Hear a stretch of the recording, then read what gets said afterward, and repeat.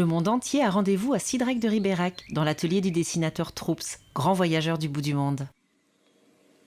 Je fais surtout de la bande dessinée de reportage, en fait, autobiographique, en tout cas où je parle de mes expériences et des choses comme ça. Donc j'ai toujours fait ça, de parler de ce qui se passe à la campagne, par exemple, autour de chez moi. Puis j'ai agrandi le cercle, et puis maintenant, comme ça fait 20 ans que je fais ça, je vais loin.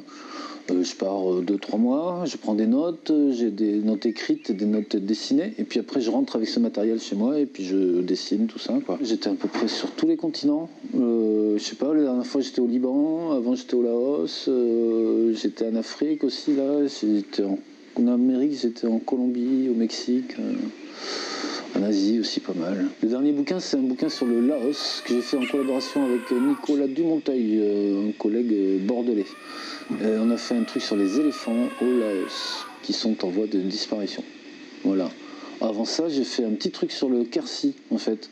C'est un autre voyage, pas très loin de chez moi, mais c'est carrément différent. Il y en a un qui c'est sur le Turkménistan, que j'ai fait il y a quelques années, en Asie centrale. J'en ai fait un autre avec Benjamin Flao dans les Tuamotu.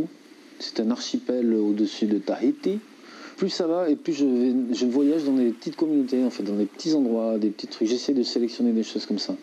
Et en fait, là où j'habite en Dordogne, c'est une petite communauté aussi, c'est une petite tribu, un petit village, tout le monde se connaît, quoi. Ça me parle beaucoup plus que d'aller à Tokyo ou d'aller à Beyrouth ou d'aller à New York, qui sont globalement les mêmes choses un petit peu pour moi.